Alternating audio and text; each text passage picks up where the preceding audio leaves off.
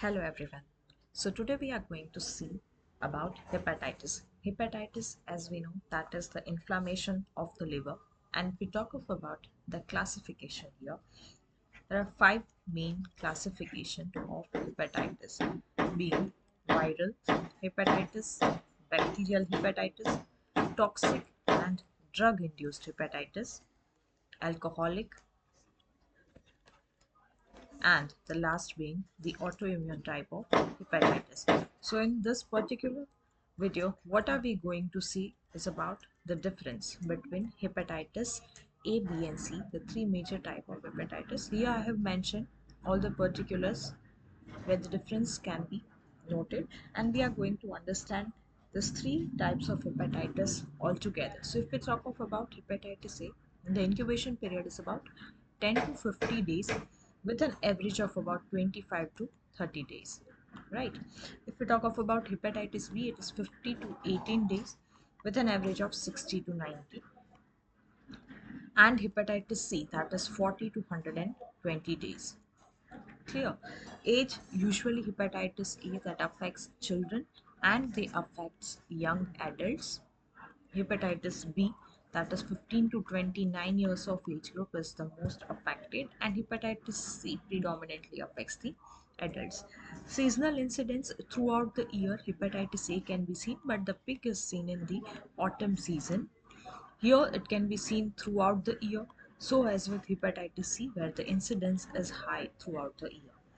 Route of infection, that is how it transmits, it is fecal-oral in case of hepatitis A, whereas it is parenteral both in case of hepatitis B as well as in case of hepatitis C. Now we are going to see about the occurrence of the virus. Occurrence of virus that develops in blood, stool, urine, saliva and semen. Clear? So in blood, if we see, the appearance is for about 2 weeks, but before 1 week after jaundice. So this is the kind of occurrence of virus in blood. Here it develops months to years, so as with hepatitis C. Stool, that is again 2 weeks before to 2 weeks after jaundice.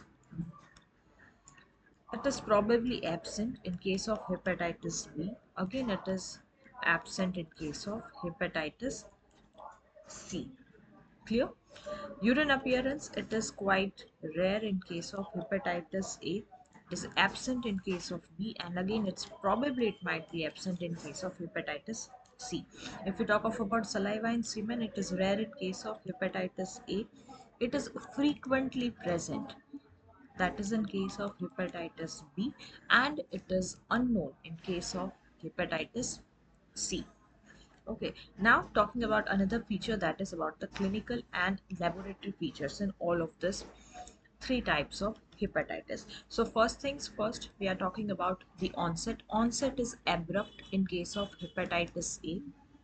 It is insidious, that is in case of both hepatitis B as well as hepatitis C. If we talk of about fever, it is common in case of hepatitis A, whereas it is less common in case of both hepatitis B as well as hepatitis C. Next is duration of aminotransferase elevation, that is about 1 to 3 weeks in case of hepatitis A, whereas it is 1 to 6 months in case of hepatitis B and hepatitis C.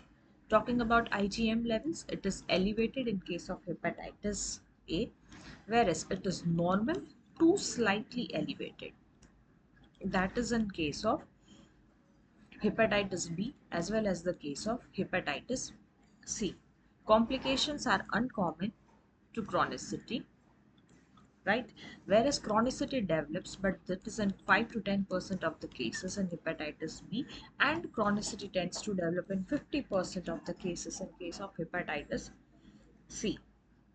If we talk of about mortality rate, it is less than 0.5% in case of hepatitis A, about 1 to 2% in case of hepatitis B, and it is 0.5 to 1% in case of hepatitis C. Okay. HBsAg, the presence of it is absent, sorry, it is absent in case of hepatitis B, but it shows its presence in case of hepatitis B as well as in case of hepatitis C. And if we talk of about the immunity factor in this three type of hepatitis, homologous, yes, in A and B, but it is quite, a kind of doubtful in case of hepatitis C. Heterologous, if we see heterologous type of immunity, yes, present in hepatitis A, but it is not present in B and C type of hepatitis. Duration, probably it is lifetime, again lifetime, and again uh, doubtful in case of hepatitis C. And immune globular intramuscular, if we see it regularly, if it's given, it would prevent jaundice only if immunoglobulin is sufficient and of doubtful existence. So this is about the difference between hepatitis A, B and C.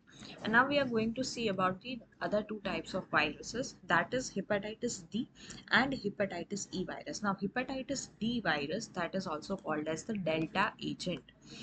Again, it is a small RNA virus which is infectious only in presence of hepatitis B surface antigen. Clear? So it can be called as the super infection to hepatitis B. So that is relevance of hepatitis D to hepatitis B virus. So if it occurs simultaneously as a co-infection, it will cause the rise in the liver function tests, and it usually has a chronic severe clinical course. That is because both of the virus gets activated as a co-infection or super-infection. And if we talk of about hepatitis E virus here, hepatitis E virus, formerly if we talk of about, it was called as enterically transmitted but non-A, non-B type of hepatitis. And essentially it was found out in the year 1990 as a waterborne disease. And again, it is the formation of it is of RNA virus. It resembles very similarly with hepatitis A, as it is transmitted again by a fecal-oral route. Incubation, if we see, it is 2 to 9 weeks. Self-limiting disease, and it is usually seen in cases of adults. Clear? Usually it lasts for several weeks and then it is followed by recovery. So that is the clinical course presentation in case of hepatitis E. Also, if we talk of about the recent advances in hepatitis discovery, that is hepatitis F, G and H, they have been recently described. Other viruses that may have a similar kind of affection, that is Epstein-Barr kind of virus, cytomegalovirus, herpes simplex virus, rubella, and virus of yellow fever. All of these are the viruses that can cause hepatitis. Clear? Okay. So this is all about hepatitis from my side. Hope it was useful to you. Thank you for watching.